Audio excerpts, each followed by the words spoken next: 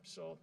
And there's an explanation there. I think. Absolutely. It's not easy, but. No, yeah. and I know there was a lot of back and forth with the attorneys and city staff and the owners. And we were, since my time here, we have been getting hit constantly from some great MSP Indeed requests for information or select sites.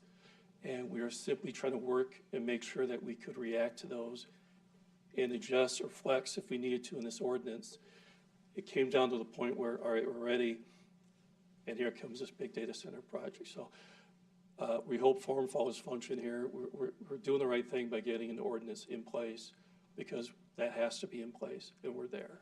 And this will set that district up for people to come in and ask for it now. And also don't want to overlook what's happened in the market since we originally envisioned what this gravel mining operation might be, right? This was medical office, corporate campus, right? Some of those kind of uses that just don't exist, and I don't know when they're coming back. Yeah. Possibly not in my lifetime, and I'm not overstating that. I don't know if those uses will be out of the ground. That's true. While I am still out of the ground. So at that, do you want to put are there any other questions for Tim? We can't beat that statement. Yeah. If not, let's work through these couple actions we have. The first one, I'm sorry, well, the first one was your hearing. That's already done. So We've already done the hearing. Yeah. I'm sorry. We just need to pass an ordinance establishing the new mixed-use business campus zoning district with a recommendation that we waive the second reading. Do we have that motion, or would someone like to make a different one? So moved. Second. We have a motion from Councilmember Bergman, a second from Councilmember Hebert. All those in favor indicate by saying aye. Aye. Aye. And by the way, staff, thanks. So that item carries, and yes, thanks to staff for many years of adjusting as the market has adjusted on this one, so. Our next item is staff and council updates. And I know we pulled but we did want to talk about the Parks Scholarship piece a little bit. And I don't know if Eric, if you come talk a little bit about this. And I'll let Lisa tell you why she wanted to talk about it, so. Thanks, Eric. I'm just, again, really excited for this new program that you can share people, and just wanted to highlight this for all of our residents, this great new program to enjoy our parks programs and facilities. So I'll let you kind of share what it is and again, thank all the people who are involved with it. So yeah, absolutely. Don't want to steal any thunder. Mr. Mayor, members of the council, earlier this evening on the consent agenda, you approved the ability for the Park and Recreation Department to have a scholarship program.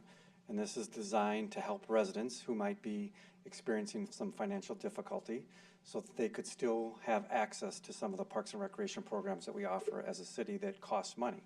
And so, again, our program is designed for residents of Apple Valley. They will have to come to the Park and Recreation office at the Apple Valley Community Center to apply. There will be limits of $100 per individual to participate or to use towards programs. There'll be some other restrictions, and I'm not going to go into those details this evening. And I also want to highlight the fact that the Apple Valley American Legion Post 1776 is helping with this program.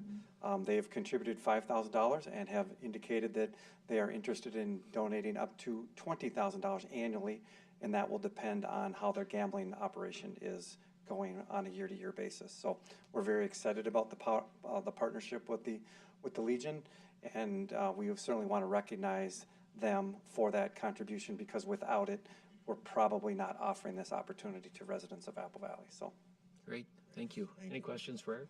I just also want to say, I believe that this idea came forward from Parks and Rec staff. And again, just really acknowledging the opportunity to make sure that all of our residents can enjoy the great programs and parks and facilities. And if, that financial barrier, hopefully we can eliminate and reduce that so people can enjoy all the great things that we have. Absolutely. So again, I believe it came up through your staff, and I think it's fabulous for our residents. So, thank you. And again, a huge shout out and thank you to the American Legion. Yep. Thank you. Appreciate the update. Staff, anything else? Mr. Mayor, maybe one more. Obviously, the seasons are changing. The outdoor skating season has now officially ended. We do have kicked off our outdoor Our annual tree and shrub sale is now underway.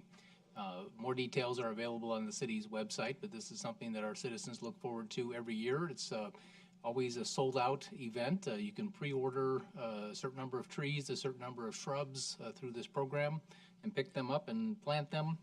We have 6 different deciduous trees, 3 different evergreen trees, 5 different types of shrubs, and 3 types of fruit trees, which are brand new this year, including Honeycrisp apples. So go onto our website, take a look at the large variety of plant stock that we have ready. This is all an effort to diversify the plantings that we have in our community, and this is a good way to improve neighborhoods by planting additional vegetation. So encourage people to apply to that program before things sell out. Thank you, thank you. Council, any items? I'll just mention one. We often talk about Public Works, right?